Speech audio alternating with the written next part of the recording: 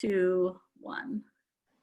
Hi, everybody. Welcome to today's Career Chat. I'm Krista Harmon. I'm one of the career readiness consultants at the Kent ISD, and we're so glad you're here today. And we welcome David Sefton. He's a physical therapist here in Grand Rapids.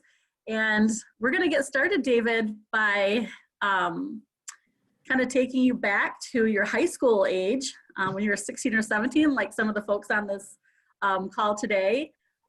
What were you thinking you want to do when you grew up? Did you want to be a physical therapist? Tell us about those early days.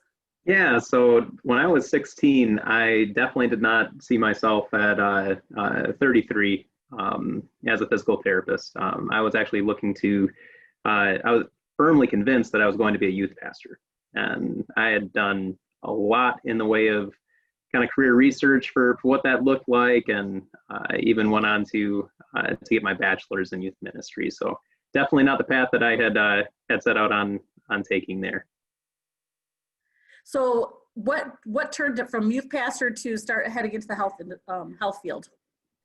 Yeah, so like a lot of my colleagues, I got introduced to the field of physical therapy first as a patient.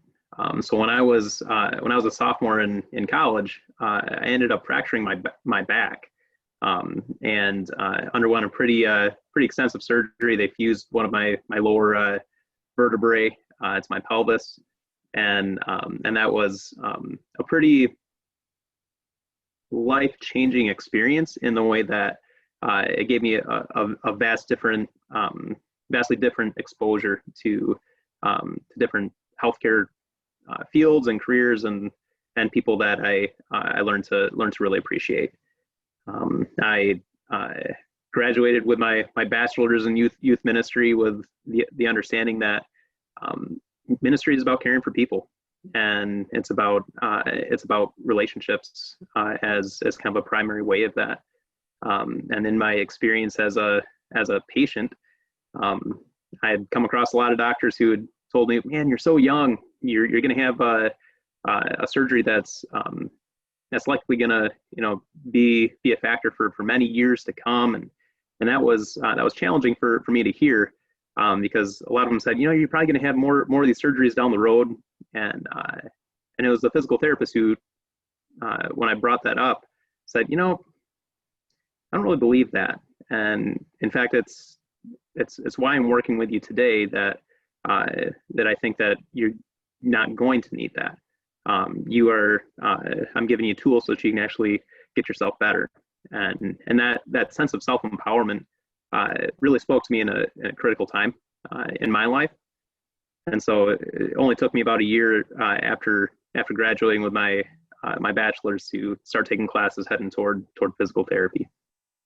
That's fantastic. And just a couple things I want to pull out of that is, first of all, you obviously were a people person and wanted to pour into positive into people. So when you had your physical therapist encouraging you that way and giving you this, that was inspiring for you. And for young people, it can be as simple as that when you are inspired by someone to pick a career that way. So good for you and good for that physical therapist.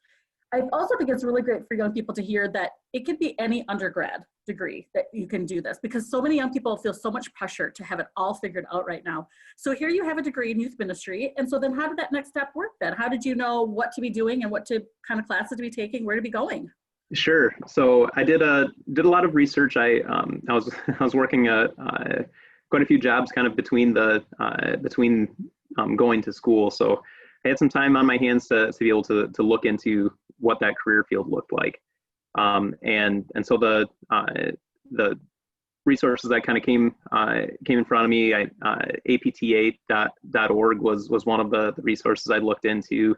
Let me interrupt you. Students, I will give that to you at the end, so don't worry about wondering what that website is. I will come back to that. Go ahead. Sure. And then actually I think it's ONET. I looked into that as well. And then I started looking into programs and what it looked like to get into the field of physical therapy. And we're pretty fortunate in Michigan to have the schools available that we do. Yes, remarkably more cost effective to take or to get into a program in Michigan if you're a Michigan resident. So we actually have Grand Valley, which is right in the Grand Rapids area. So I set my focus on getting into their program from day one. And pretty soon I was taking classes at Grand Valley for prerequisites. So as a graduated individual with a bachelor's, I was taking freshman level science courses and really kind of testing the waters there. And by the time I was through, I think I had 2 years of undergraduate courses to get under my belt before I actually got into PT school.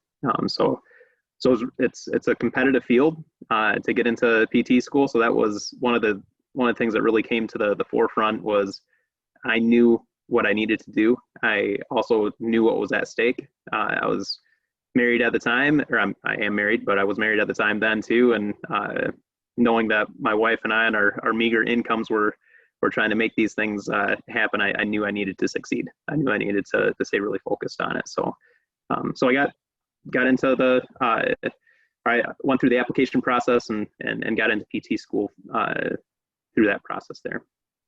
So just to kind of recap, you had your undergrad, but again, to get into physical therapy school, there's certain prerequisites you have to have. So again, as students are looking at what undergrad, they might want to look ahead if this is what they want to do and get a hold of those prereqs, so they make sure they're kind of marking those along in their undergrad, correct? Correct.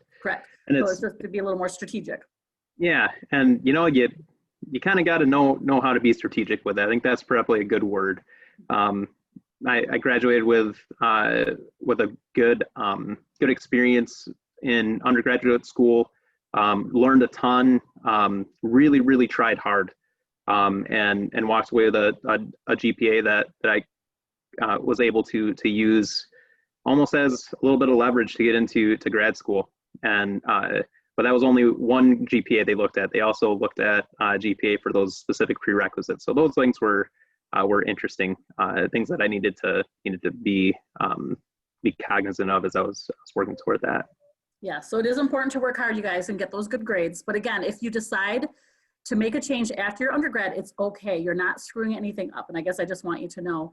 So tell us about physical therapy school. What is that training like? Is it hands-on? Is it lots of more science classes? Give us some lowdown on that.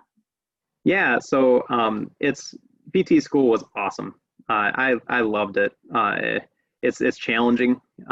Definitely requires a lot of diligence with it, a lot of grit, if you will.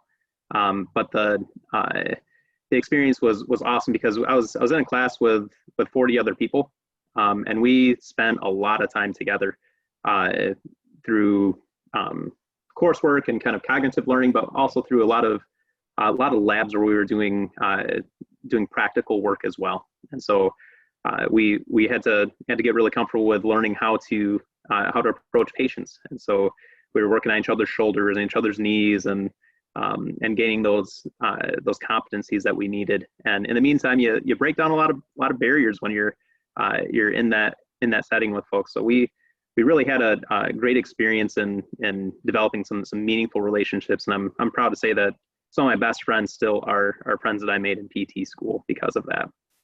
Yeah, that's great.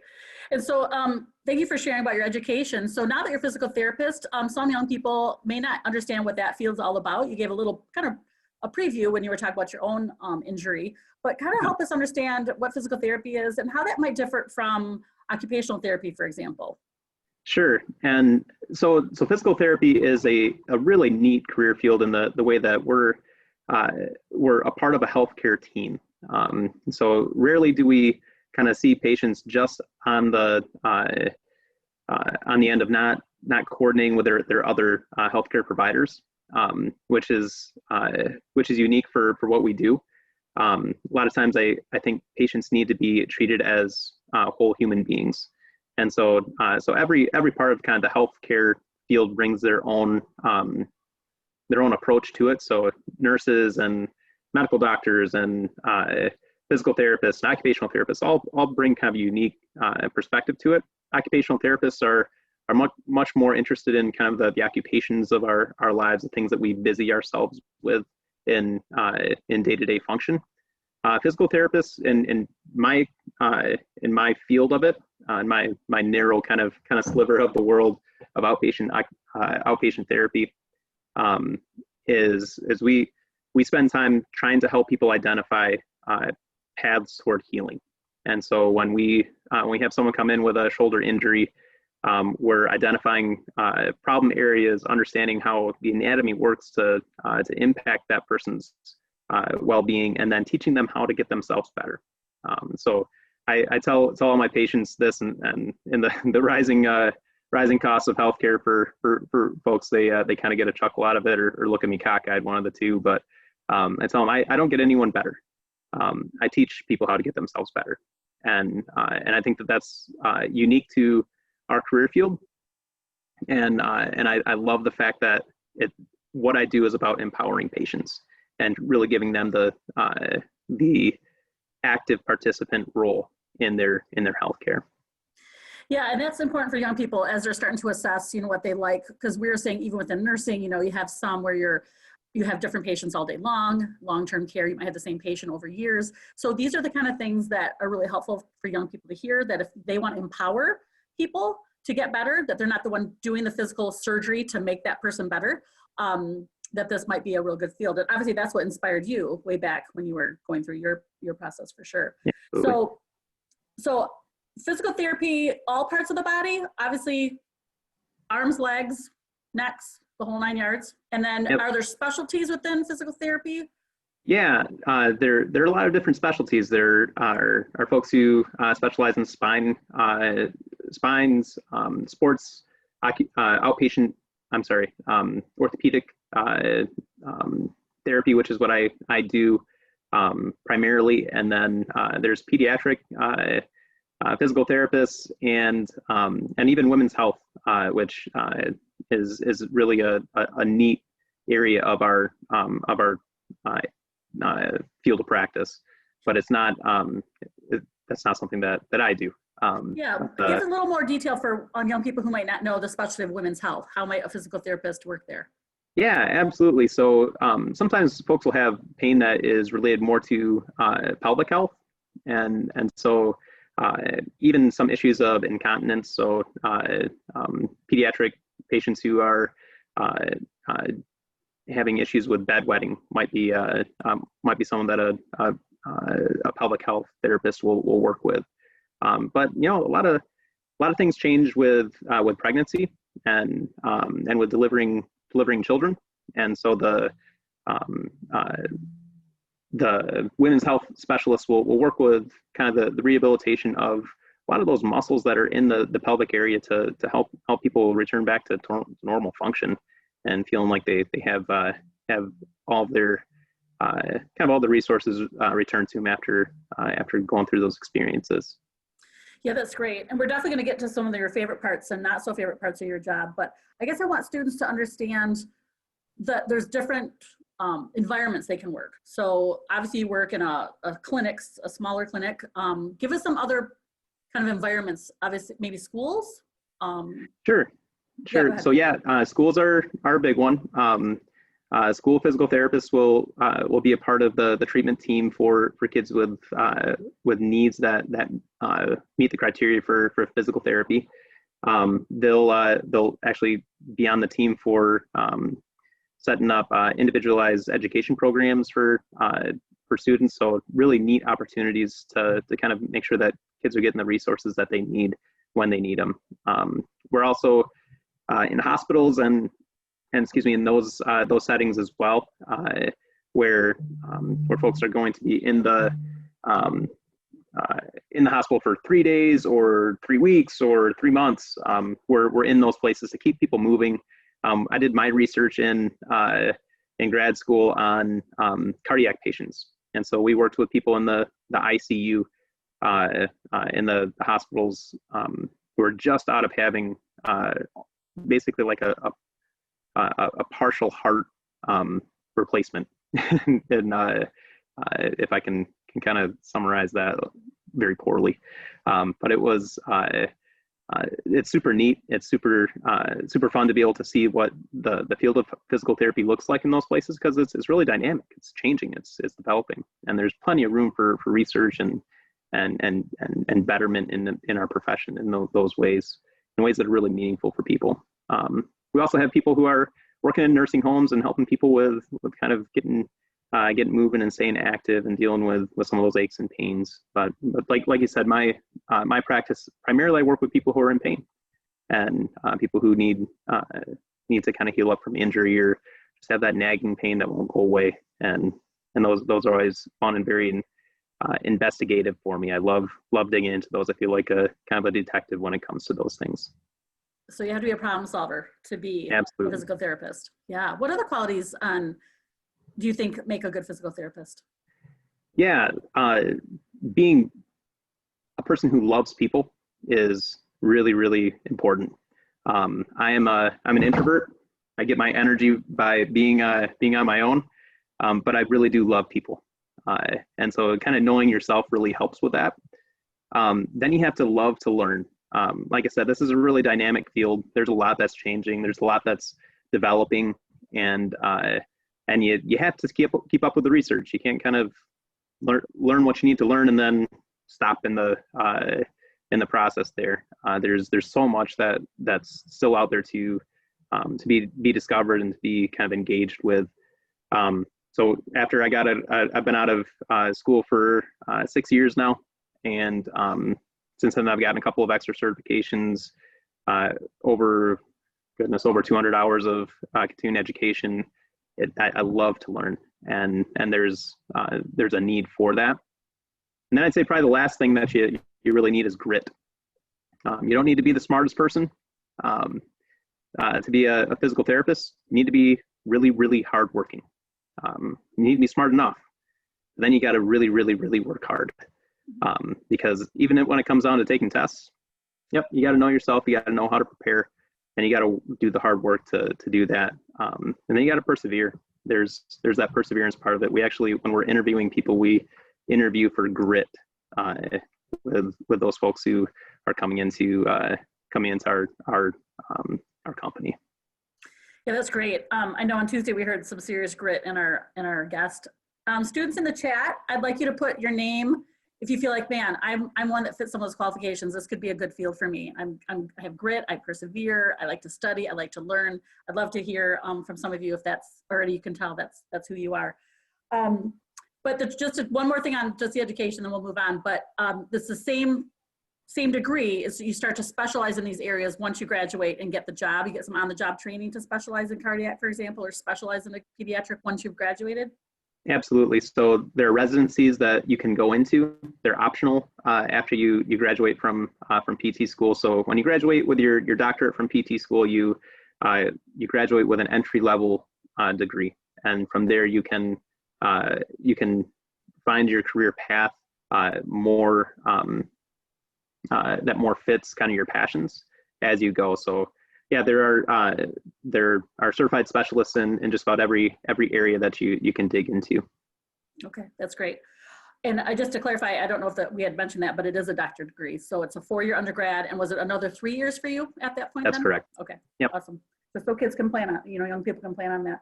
I know students love to find out what your favorite part of your job is, and then maybe share with us the not so fun parts of your job. So yeah, absolutely. Look at that. Absolutely. Can I share my screen? Absolutely. It's a great time to do that. All right. So I love that I get to care for people who are in our community. I love that that's a part of what we're about. And this picture is actually one that kind of was a very meaningful experience for me. This is a little guy I got to work with who was having some issues with just some motor development, some gross motor development, and his goal was to ride a bike. And so that's what we did. We rode a bike all the way around our parking lot. We rode around the community, and that's how that's what success looked like for him. And so being able to be a part of people's success stories, this little guy was a champ, and being able to join them in their journeys is super, super cool. So this is that's one of the things I enjoy the most. I love the people I get to work with. So this is a silly picture, but kind of speaks to the culture that we have at work. These are things we get to do kind of on a regular basis for having fun and making sure that things are meaningful for those that are around us. There's that must be very meaningful though, to be the Superman in people's lives. I mean, they're literally in pain, right? And then you get to help them feel better. I mean, that's got to be a very rewarding part of your job. You know, we get to be a part of a lot of wins for people, and that's really a great thing. And really the what we get to be as a champion for our patients. And so we have to advocate for them. One of the things that I really appreciate about what I get to do is that if I can't get someone better, if physical therapy is not the answer for them, then I can help them get to where they need to be.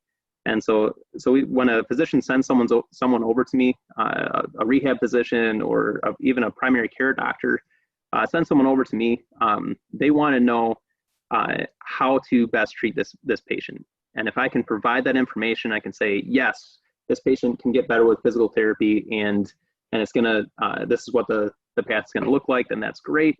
But if I see someone who I go, you know what, I think this actually might be more of a heart issue, or I think this might be more of a, I think this person might have a stress fracture. Those are people that I need to get back to that physician and say, I think this is someone who's outside of what I can treat, and here's what I think you need to know from what I've looked into. And again, that's kind of part of being the problem solver that you are. Yeah, is one of the things that matches up. And I definitely skirted your question about what the hardest things are. Yeah, that's right. We'll do that. We've got to do that. That's reality though, right? We don't want students going into having not a reality check. So yes, please share. So I spend probably 10 hours a week on paperwork outside of my 40 hours of patient care. So that's a reality.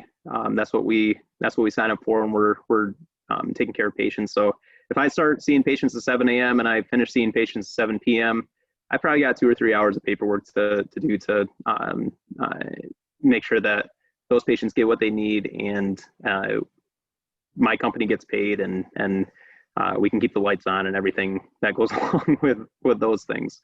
And so when we think through the kind of that process, that's probably one of the resounding frustrations for a lot of physical therapists. There's a lot of paperwork to it. In my role, I am in a business leadership role, so I oversee 2 clinics. So one of the least fun things is just dealing with folks who have performance issues. But really, I've seen some people do some really cool things with turning around their practice and doing some neat things to really engage with their career after having some kind of hard conversations.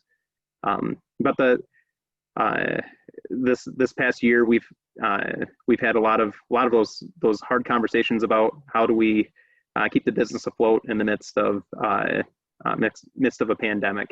And so as a leader, you take on the burden of leadership, you take on the stress of it, and so that's something that I've chosen. It's something that isn't for everyone in the career field, but definitely something that we have to, someone has to do, and I appreciate being on that team and being out in front of our team too. Yeah, I mean, and it shows that there's still opportunity to move along the career journey, even when you get your PT doctorate. That it could be research, it could be the business side of it, and I love that young people can hear that it just never stops. You can always keep achieving and reaching the next challenge that you want. I do want to go back just to a quick question that someone had about you working with rehabilitation physicians. What about that, and what is the difference between a physical therapist and a rehabilitation physician? Yeah, I love working with our rehab doctors. So I'll get prescriptions over for therapy from some of those medical oversight physicians quite frequently. So I'm a certified McKenzie Therapist. So a lot of times those folks will be sent over to me to see if a patient's spine pain can be corrected with exercise. And so I can provide that information and give insight into kind of the prognosis of a patient's success through physical therapy. And so that rehab physician can know, all right, well, does this person need a referral to something else? Do they need pain psychology? or do they need to some steroids in order to help them calm down some acute flare up of pain. And so those things are helpful for some of the. I think of myself not as the quarterback for anyone's healthcare. A lot of times those physicians end up kind of in that role of being the quarterback. They have to coordinate what services someone gets, and I get to be kind of like one of those receivers along the process, or someone who can carry the ball for the patient for a bit there. Is that helpful? Does that describe it? I think that's a great analogy, and also helps young people self-assess to think, do they like being the one that's being tossed to, or the one in charge running the plays? So I think that even as we self-assess our role out there, I think that's very, very helpful. Just give us a quick definition. We only have a few minutes left, but what a McKenzie Therapist is. Yeah, so a McKenzie Therapist is someone who's certified in assessing the body mechanically. So we see how the body responds to and symptoms respond to movement. So I had a patient who walked into the clinic without the ability to lift her right foot. So she was dragging her toe and she was falling around. She couldn't walk around. And so my job was to figure out, well, where's this coming from? So I'd started moving her, having her do different movements. And by moving her spine, she was able to restore a little bit of a lift on her toes. And so we saw that through to completion. And by the time she was done, she could balance on one leg. She had full lift of her foot, and that came through assessing her mechanically. So those mechanical movements of moving her spine changed how her muscles function in her leg. And so as kind of an anecdote, that's something that I do as a McKenzie Therapist. Yeah, how rewarding, again, that you can see that very tangible result of your work. I think that's remarkable. Our final question, we're going to move into some resources I want to share with the students, but is there anything that maybe there's misperceptions about your field that you'd want to correct with these young people? Maybe obviously the competitiveness is real, but anything else that you want to make sure, maybe do your sales pitch on why they should be physical therapists? So if I can convince you that you need to be a physical therapist, it would probably be because I love people. And I love what we get to do. I love that we get to approach people as whole people, not just as, well, this is my knee patient, or this is my foot patient. We get to approach people as, oh, that's Bill, and that's Charlene, and we get to kind of work through those things. So I love that part of what we get to do. I've never had a person that I've worked with who has had a really negative outlook. So that positivity, I should say, work within in our company. People don't last if they don't have a positive attitude, and so it's really, there's really a lot of very job satisfying things, career satisfying things about our field. So I love it. Misconceptions, I'm as blind as a bat when it comes to that, because I'm seeing it from the inside. So yeah, you're like the mixture of a superhero and a cheerleader. I mean, that's what you get to do, right? There you go. And sometimes we're just buddies along the way. Fellow sojourners. Well, I just flashed up a screen, David, as you think about maybe a final word of wisdom to give the students here in a minute, but I do want to encourage young people to continue, if you haven't already, to go to roadtripnation.com. And if you hover over career exploration and click interest, there's just a ton of different little video clips like this of people sharing their stories, just like David did today. And you can also explore other categories too. So if you're new to this career chat, I want to make sure you have this resource. He did mention the APTA, the Association, American Physical Therapy Association you got it. website. Yep. And as he said, it was very helpful to him to kind of review that, see what's going on. There's job postings on there.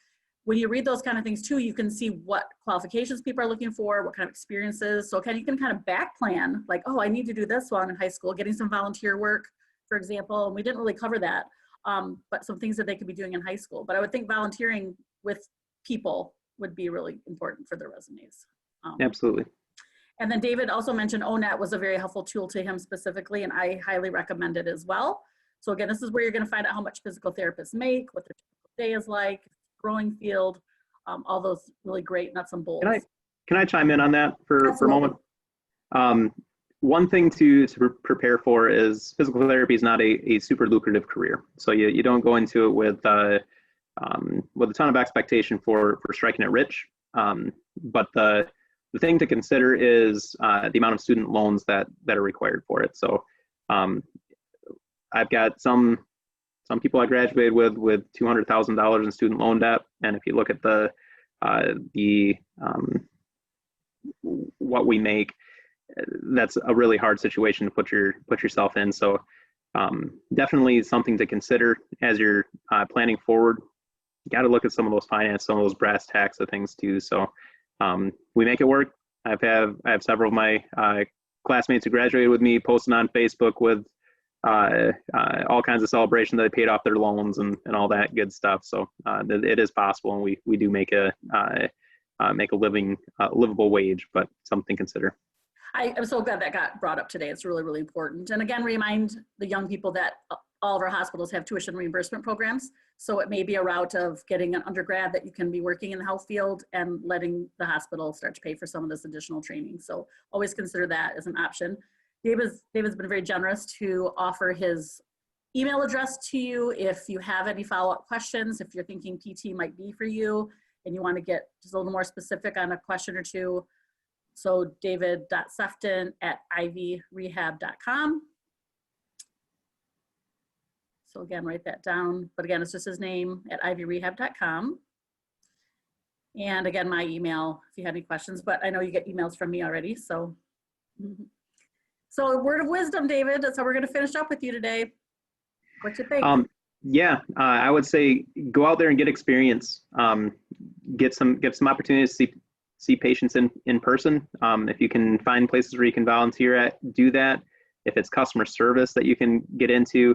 I was a bagger at Myers for my first official job, and I learned a ton as someone who interacted with the public. So you learn through those experiences. You also learn the things that really are not for you. There's no such thing as a bad experience because you have negative things that happen, you have positive things that happen, and you learn from them all.